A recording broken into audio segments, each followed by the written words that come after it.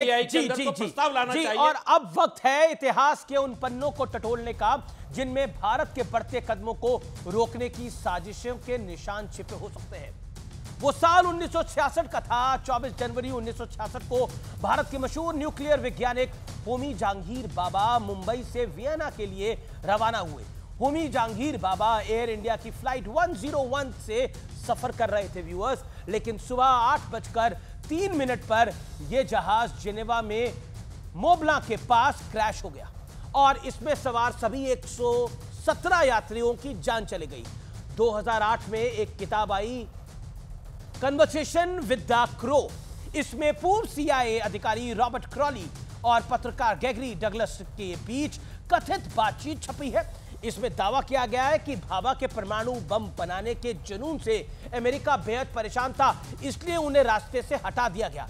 उन दावों में कितनी सच्चाई है यह तो नहीं कहा जा सकता, लेकिन एक बात तो हैरान करती है, वो ये है कि भारत की सरकार उस प्लेन क्रैश की कोई जांच क्यों नहीं करवाई।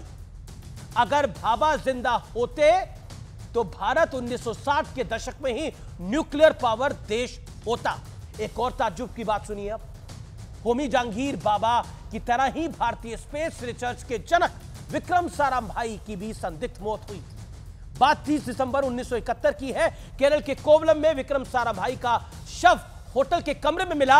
उन्हें जानने वाले लोग ये दावा करते हैं कि विक्रम साराभाई बिल्कुल स्वस्थ थे, उन्हें कोई भी शारीरिक परेशानी नहीं थी। इसके बावजूद विक्रम साराभाई जैसे खास व्यक्ति की मौत पर जांच तक नहीं कराई गई और यहां तक कि उनका पोस्टमार्टम तक भी नहीं हुआ, जबकि जिस परिस्थिति में उनकी मौत हुई उसमें पोस्टमार्टम होना बेहद सामान्य और जरूरी बात थी।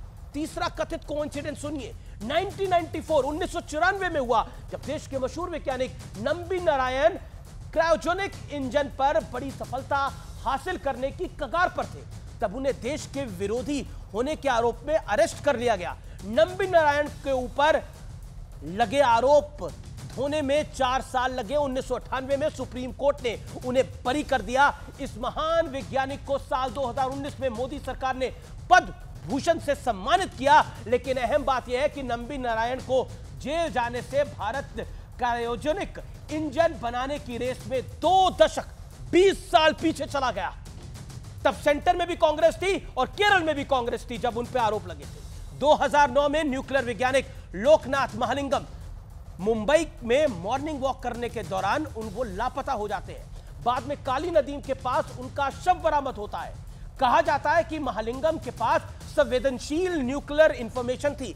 इतना ही नहीं, परमाणु ऊर्जा विभाग के आंकड़ों के मुताबिक 2009 से 2013 के बीच 11 वैज्ञानिकों की संदिग्ध मौत हुई। ये सब क्यों और कैसे हो रहा था? क्या सबकी संदिग्ध मौत महज इत्तेफाक थी या फिर वजह कुछ और थी? क्योंकि जब जब कोई वैज्ञानिक संदिग्ध हालात में मारा जाता है तब तब भारत अंतरिक्ष या न्यूक्लियर एनर्जी के क्षेत्र में किसी में अहम पड़ाव पर होता था।